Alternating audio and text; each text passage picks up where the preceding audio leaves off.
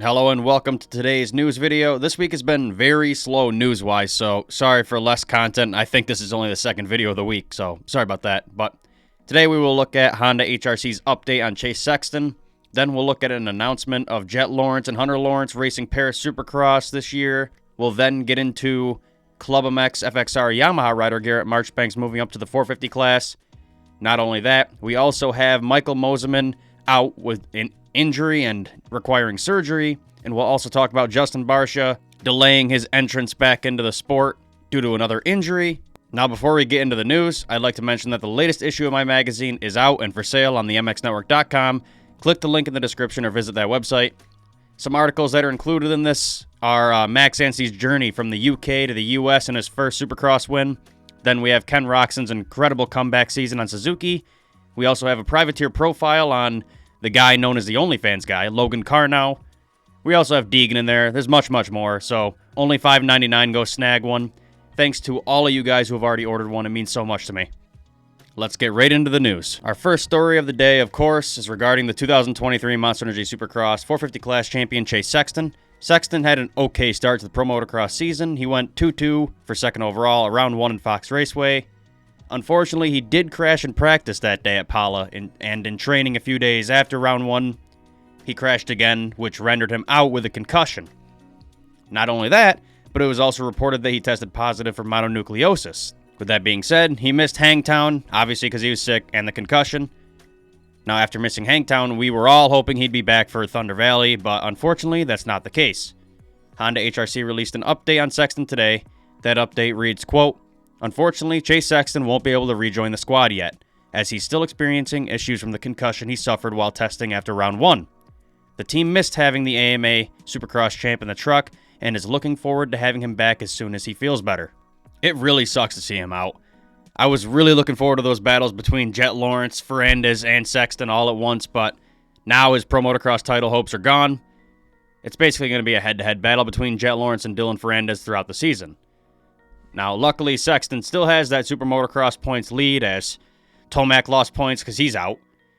Webb was out for a while, so he lost points. Ferrandis wasn't in Supercross, he didn't have any points, and Jett Lawrence was in 250, so he doesn't have any points. So yeah, Sexton is basically the only guy who has a lot of points in that right now.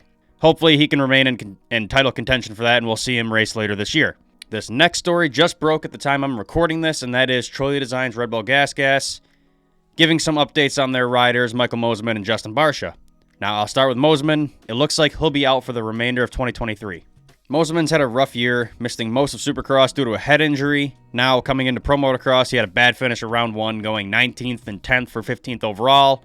And in Hangtown, he crashed out in the second turn. Now, I couldn't find the footage of the crash, but it was obviously pretty bad. They have confirmed that he's going to need surgery on his shoulder, so he's going to be out for a while, most likely. Now, they didn't give a formal estimated return date, but you can assume he's going to be out for a while. The Troy Designs team released a formal update on Mosiman and the team's plans, saying, quote, "We will aim to turn its fortunes around in the back half of the 2023 Super Motocross World Championship." With Michael Mosiman unfortunately sidelined once again alongside teammates Barcia and Brown, the team will focus on Phil and rider Caden Braswell this Saturday at the Thunder Valley round of Pro Motocross. Now, I would have thought with Mosiman being out, they would extend Braswell's ride, but they did go on to say that Braswell's fill-in ride will stay as planned, so only 4 rounds. And they said that Pierce Brown is on track to return soon. On top of this, the team also mentioned that Justin Barcia's previous goal of returning a few rounds into Pro Motocross has now been changed to later in the championship. Although they did not specify in their report, Justin Barcia released an update himself. Here's what Bam Bam had to say regarding his injury and his return to racing delay. Hey everyone, just want to give another update. Was doing really well. Was on my mountain bike, was feeling strong, really good. Just woke up in the middle of the night one night with an extreme amount of pain. It was super weird. Went to the doctor's the next day and found out I broke my plate, which is really rare, really weird. We're not really sure what happened. I didn't do anything crazy, didn't fall down. So last Friday I went in and got surgery, put a new plate in. So I'm a week out of surgery now, feeling good. I was planning on racing this weekend, but obviously that didn't go as planned. So we'll see what happens. I'm not really sure my ETA yet, but just glad to be healing, healthy, and back soon. It really sucks to see Barcia have to go under the knife yet again. Hopefully he heals properly this time and doesn't break another plate. But I just can't wait to see him line up in Pro Motocross, hopefully before the season's over. I mean, it really sucks to see all these guys sitting out. All right, the next story of the day is a quick one. There's no real juice to this story, but yeah, the Lawrence brothers, Jett and Hunter, have been confirmed to race Paris Supercross later this year. This was confirmed a couple days ago by a press release, but now most of you probably know last year Jett and Hunter Lawrence were supposed to make their Paris Supercross debut, but due to visa issues, they had to back out last minute. Well, it seems now in 2023 they'll finally make that debut. There isn't much other information regarding this race. All we know is it's set to take place on November 18th and 19th, and the only riders so far confirmed are the Lawrence brothers and three-time champ Justin Barcia, and finally Tom Vial. So, not much information on that. I believe this race is streamed on YouTube. Maybe it's not formal, maybe it's leaked or pirated, but that's how I watched it last year. So you should be able to watch it for free. If any more information regarding rider announcements comes out, I'll let you guys know. All right, our final story of the day is regarding Club MX FXR Yamaha rider Garret Marchbanks. Marchbanks has had a really rough go at it this year. In years past, he was considered to be a title contender. Now, this year, he was injured for Monster Energy Supercross, enter Pro Motocross, and he was really struggling to get results. Now, most people say Marchbanks is too big for the bike because he's like 6'4", and that's why he's struggling. Now, although he does struggle in the starts, he usually climbs back up and shows his speed.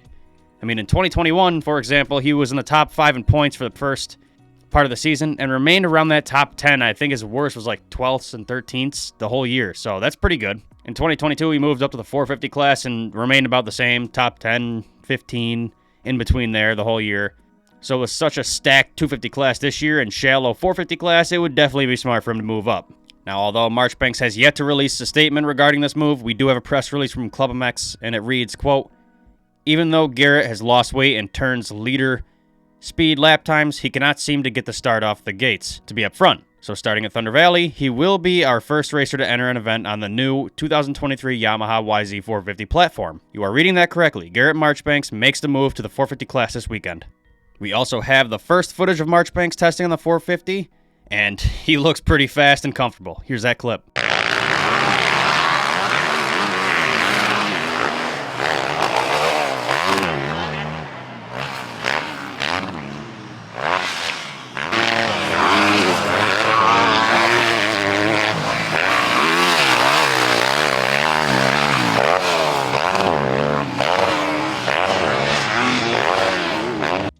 Hopefully this move helps Garret out. I really got a good feeling about this one. I mean, this kid is really fast, and maybe this fresh start on the big bike can help him out, especially with all the things they say about this new 450 Yamaha. I'm predicting some top 10 finishes coming soon.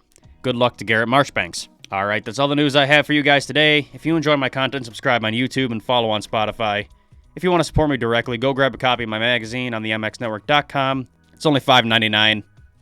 Thanks for watching, and I will see you guys in next week's news updates.